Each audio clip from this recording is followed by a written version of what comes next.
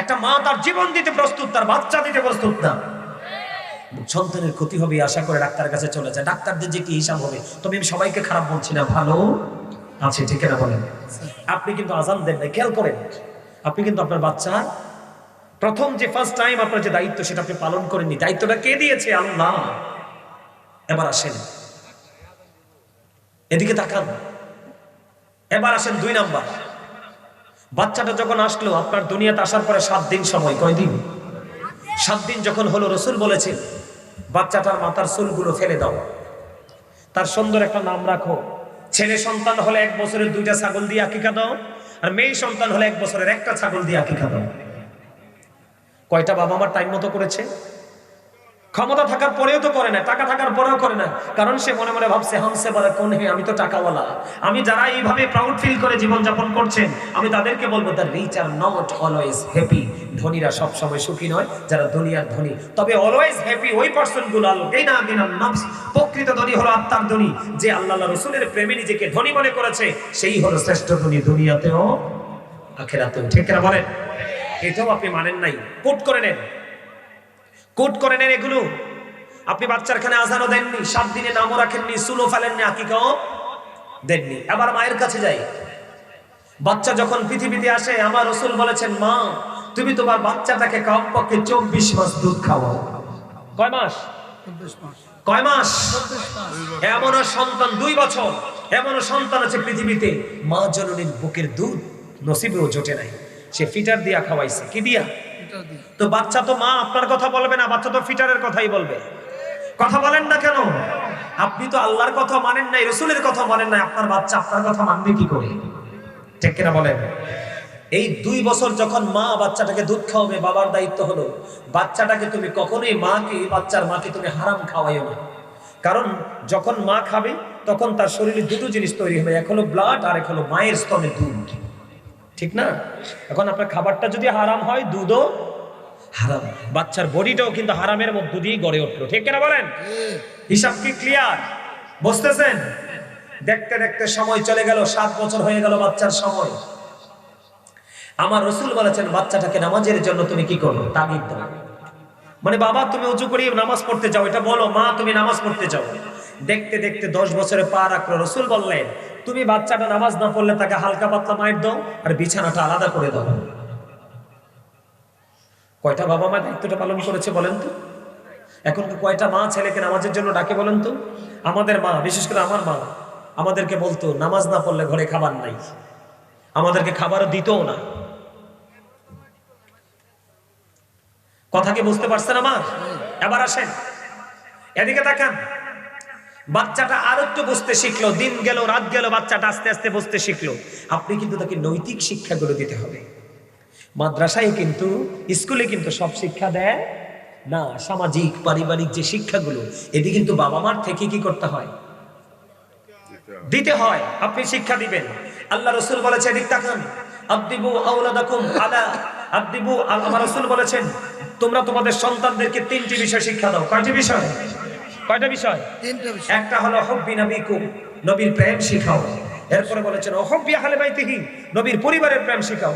এরপরে বলেছেন ওয়া আলা কিরাতিল কোরআন, কোরআন তেলাওয়াত শিখাও। কয়টা বাবা মা দায়িত্ব পালন করেছেন?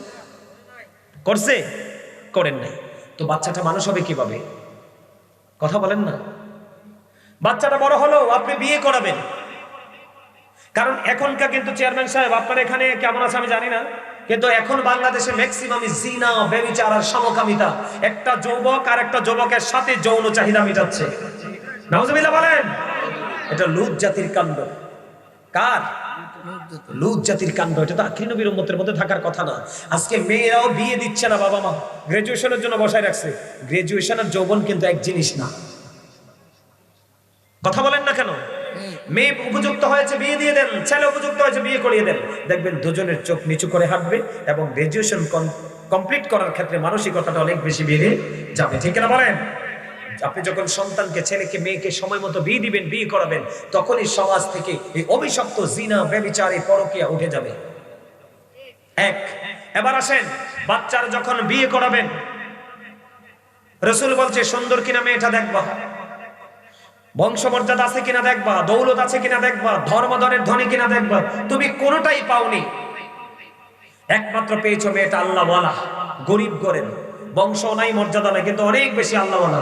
রসুল বলেছেন এই মেয়েটা যদি কান কাটাও হয়, বাদী দাসীও হয় কারো বাসার, এটা কি তুমি বউ করে ঘরে তোলো, কারণ তোমার ঘরে নেক্সট জেনারেশন আসবে আলোকিত হয়ে।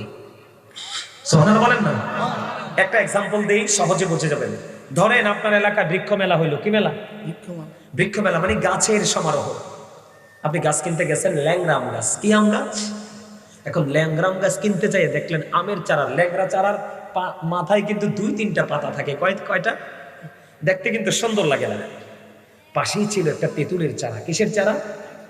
আপনি কিন্তু ল্যাংরাম কিনতে গেছেন, যাইয়া গাছের ডিজাইন দেখে, পাতা দেখে আপনার পছন্দ হয় নাই, কিন্তু পাশেই ছিল অত্যন্ত সুন্দর কিউট একটা তেঁতুলের চারা। পাতাও সুন্দর, দেখতেও সবুজ, অত্যন্ত পরিপূর্ণ। আপনি ল্যাংরাম বাদ দিয়ে কি করলেন? তেঁতুলের চারা এনে আপনার পছন্দের জায়গাতে রোপণ করে দিলেন। এটা কিছুদিন বড় হয়ে তেঁতুল ধরলো। তেঁতুল ধরার পর আপনি তো অনেক আকাঙ্ক্ষায় আছেন, ইস ভেরি ফ্যান্টাস্টিক, ঠিক কেন বলেন?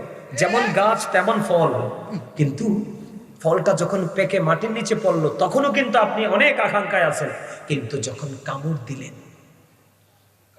আপনি এত বেশি ভয়ঙ্কর মনে হলো, হায় আল্লাহ আমি কি করলাম। কিন্তু সেদিন হায় আল্লাহ আমি কি করলাম বললে কোনো ফায়দা হবে না, আপনাকে টাইম কিন্তু নষ্ট করে। ঠিক বর্তমান প্রজন্মের স্টুপিড বাবা মার কাজ করো এটা। মেয়েটা আল্লাহওয়ালা বউ বানাবে না, গরিবের ঘরে ভদ্র বউ বানাবে না, বিশাল অট্টালিকার মালিক কোটিপতির মেয়ে বিয়ে করবে, এটা কেন বলেন? কাবিন দিবি 50, 20, 10, কথা কয় না। এখন শীত আইছে না, আপনি পুত্রবধূকে বলবেন মা আমাকে একটু গরম পানি করে দাও। বৌমা বলবে আমি কি আপনার ঘরের দাসী যে আপনাকে গরম পানি করে দিব? গরম পানি করার জন্য তো আসি নাই। তো আপনার ছেলে তো বাবা মাকে অপমান করলে কোনো ছেলেই কিন্তু সহ্য করে না, দিবে কষাইয়া চর। চর দিতে দেরি, বউ তো সাথে সাথে ফোন করবে বাবাকে, আগে আব্বা বেয়াদবের সাথে সংসার করবো না, কারণ সে আমাকে টাচ করেছে, প্রহার করেছে। বাবাও তো কোটিপতি না, মেল মিটিং আমাদের চেয়ারম্যান সাহেবকে ডাকবে, সবার আগে চেয়ারম্যান সাহেবকে কল করবে, কারণ উনি পাওয়ারফুল পারসন, এলাকার প্রতিনিধি না। এখন উনি তো বিচারে বসবে, বসলে উনি তো বিচারক, বিচার করতে হবে। বাবা থাক, ওকে দিয়ে দাও। কাবিন কত? 10 লাখ। কত? কথা কয় না।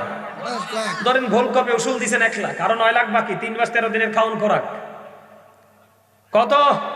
9 লাখ। ধরেন 20,000। কত রে? 9 লাখ 20,000। বেটা কও না কেন? কত? আপনার সব বেচলে হবে 4 লাখ। কয় লাখ? কারণ আপনি তো পাওয়ারফুল পরিবারের সন্তান না।